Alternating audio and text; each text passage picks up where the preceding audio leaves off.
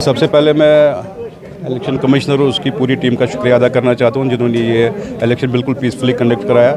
उसके बाद जो हमारे जनरल मेंबर्स हैं उनका भी शुक्रिया अदा करता हूं जो अपना वोट कास्ट करने आए हैं। और यह हमारी जो प्रोसेस होती है हर 2 साल में होती है Kashmir house boat owner association की इलेक्शंस की जहाँ तक बात है। और ये जो हमारी ऑर्गेनाइजेशन है एक ही ऑर्गेनाइजेशन है, all Kashmir house boat association के नाम से है।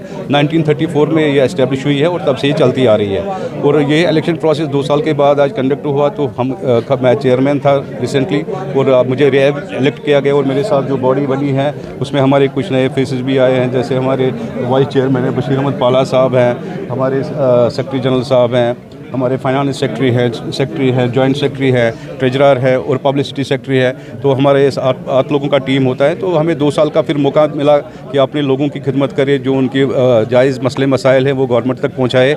और उम्मीद भी करते हैं कि गवर्नमेंट हमारे साथ शाना बशाना काम करते हैं। जैसे टूरिज़म डिपार्टमेंट इन 2 सालों में मुझे एक एक्सपीरियंस है, जब भी हम उनके पास गए तो बिल्कुल हमारे साथ शाना बशाना काम किया उन्होंने। जो भी हमारी मुश्किलें थी तो आगे उन्होंने भी पहल की है जहाँ तक मतलब उनको उनकी लिमिट्स थी। और LCMA का जहाँ तक ताल्लुक़ है, LCMA में हमारा ज़्यादा जो कंसर्न होता है वो LCMA के साथ भी होता है। ये जो 2 डिपार्टमेंट्स हैं इनके साथ हमारा बहुत काम होता है। और LCMA भी अल्हम्दुलिल्लाह जो मतलब प्रीवियसली हमारे वहाँ थे LCMA थे, उन्होंने बड़ा हमारे साथ ताउन किया। और हाउस बोट्स को पहली बार जो हमने STP के साथ कनेक्ट किया उसमें मैं LG गवर्नमेंट का बहुत शुक्रगुजार हूँ। और जो प्रेजेंट गवर्नमेंट है इनसे भी हमें उम्मीद है कि जो हमारे मसले मसाइल हैं वो भी हल किए जाए।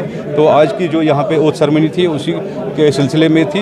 हर 2 साल के बाद होती है, जब भी कोई नई बॉडी आती है हम अपने लोगों को कम से कम ये इतना आश्वासन देते हैं कि जो हमारे मसले हैं इनको हम सही जगह तक पहुँचाएँ। और उस पर हम ये भी पूरा उम्मीद रखते हैं कि जो डिपार्टमेंट कंसर्न डिपार्टमेंट है वो उस पर अमल करे। और जो हमारी ये हाउस बोट है इसको क्राउन ऑफ द टूरिज़्म माना जाता है, इसको कैसे सेव किया जाए। और दुनिया में आपको हाउस बोट कहीं मिलेगी नहीं।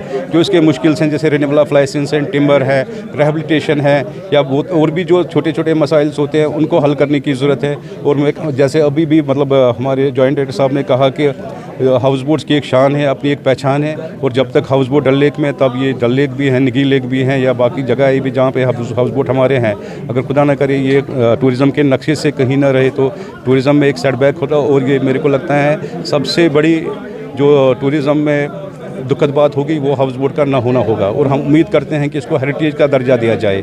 जो government scheme various government schemes हैं उनमें इसको लाया जाए। और इनकी जो मतलब मेंटेनेंस है बड़ी कॉस्टली होती हैं, नासाज़र हालात की वजह से सब लोग मतलब उनके पास पैसा नहीं होता है। 2-3 रूम्स का हाउस बोट होता है तो उसी पे उनका सारा कुछ डिपेंड होता है। और हालात नासाज़गर होने की वजह से काम नहीं होता है। फिर हमारी बिजली की बिल्स हैं वो भी मतलब आती रहती है, वो हमें पे करनी पड़ती हैं। बहुत सारी मुश्किलें हैं। तो हमें उम्मीद है कि या मतलब वाटर बिल्स हैं, जो भी हैं काम हमारे पास नहीं होता है तो हमें वो पे करनी होती है। और हम चाहते हैं कि जल्द से जल्द जो हमारी ये मसले हैं ये गवर्नमेंट सुने। LG साहब से मैं रिक्वेस्ट करता हूँ, CM साहब से रिक्वेस्ट करता हूँ, उन टीम से और जो आला हुकाम है जहाँ तक हमारे जो मसले पहुँचते हैं उन पर अमल किया जाए। बाकी आप लोगों का शुक्रिया मैं अदा करता हूँ कि आप लोग हमेशा हमारा साथ देते हो। Thank you very much.